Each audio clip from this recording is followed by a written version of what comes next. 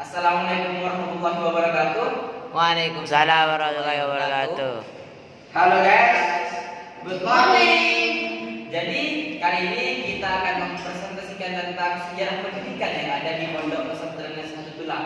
Sebelum itu, biarkan kami memperkenalkan nama kami terlebih dahulu.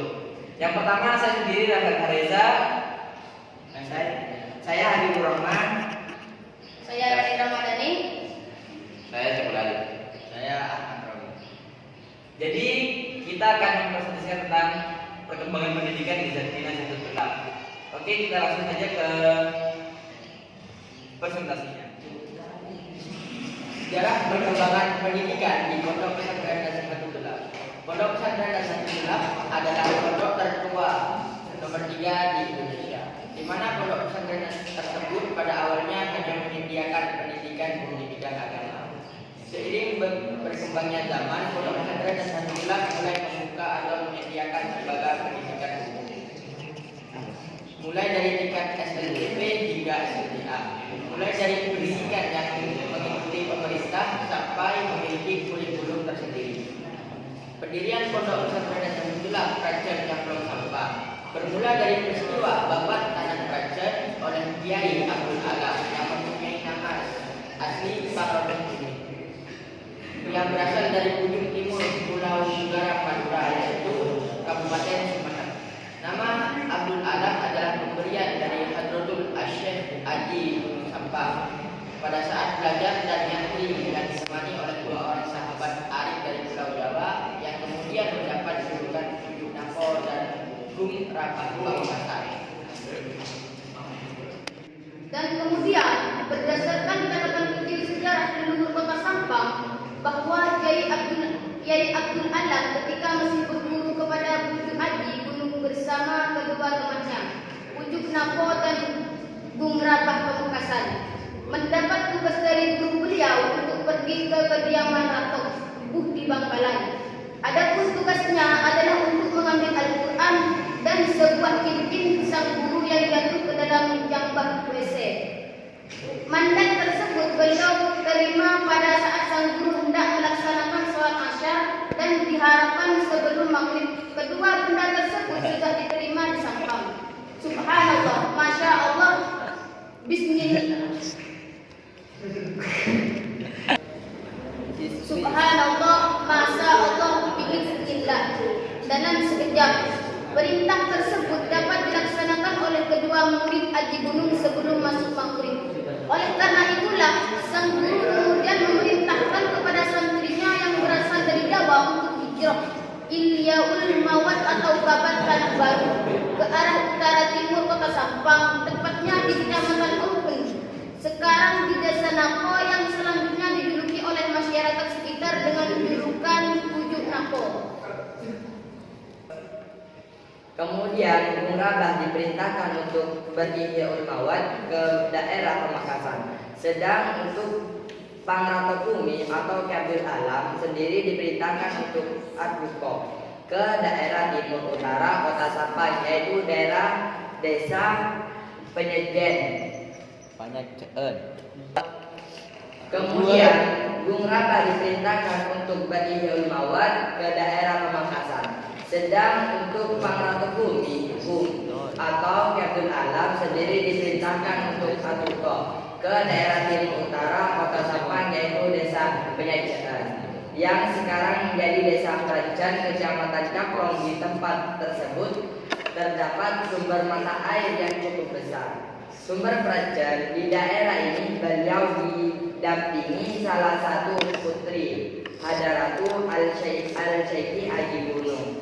Abdul Alam mempunyai 2 orang putri yang bernama Nyai Saibah dan Nyai Saidah, serta 1 putra Ki Abdul Kamal. Salah satu putri bujuk Abdul Alam menatap di daerah Prajan dan mendirikan pesantren yang bernama Langgar Tanah.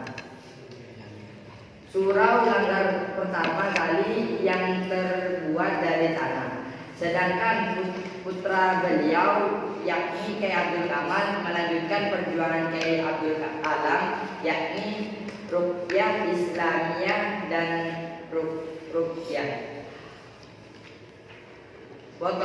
Yakni ruqyah Islamiyah dan ruqyah Wataniyah atau dakwah kemasyarakatan dan kepemerintahan yang menetapi langkar genteng dan atau langkar bara yang sekarang menjadi pondok pesantren Nazatul. Kemudian silsilah Kiai Abdul Alam seperti yang tertera dalam kisah Babarkan Kerajaan dimulai pada tahun 1702 Masehi sampai saat ini. Buju Abdul Alam telah memiliki 10 keturunan, yaitu yang pertama Abdul Alam, yang kedua Kiai Abdul Kamal, yang ketiga Kiai Masjid bin Abdul Kamal, yang keempat Su'aib bin Kiai Masjid, yang kelima Sufyan bin Kiai Syahidi, yang keenam Alimuddin bin Kiai Syahida, yang ketujuh Sabrawi bin Kiai Alimuddin, yang kedelapan Muhammad Jaini bin Kiai Sabrawi, yang kesembilan Ahmad Muhafi Ali Jaini bin Kiai Muhammad Jaini, yang ke-10 Muhammad bin Kiai Ahmad Muhafi Ali Jaini yang sekarang. Nama Nazatul berasal dari bahasa Arab yaitu Nazatun yang berarti kebun atau taman dan al-tulab yang berarti pelajar atau siswa. Sejak periode ke-7 pondok tersebut pesantren Nazatul mulai menata diri, bahkan sejak masa itu pondok pesantren ini menjadi pionir yang selanjutnya telah melahirkan berbagai lembaga pendidikan dengan sistem yang sama pada masanya. Hingga kini Pondok Pesantren Nazatul telah berusia 3 abad lebih dihitung sejak terjadinya peristiwa babat tanah Ajar, yaitu pada tahun 1702 Masehi.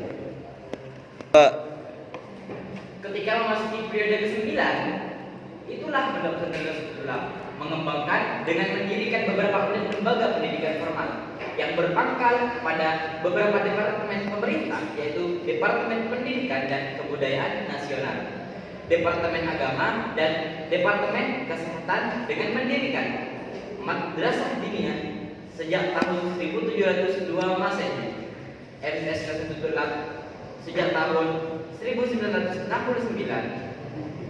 SMA Nazatul sejak tahun 1988, SMP Nazatul sejak tahun 1995, dan MA Nazatul sejak tahun 2001, dan yang terakhir SMK Nazatul sejak tahun 2003. SMK Nazatul itu ada 2, yaitu jurusan TKJ dan jurusan administrasi.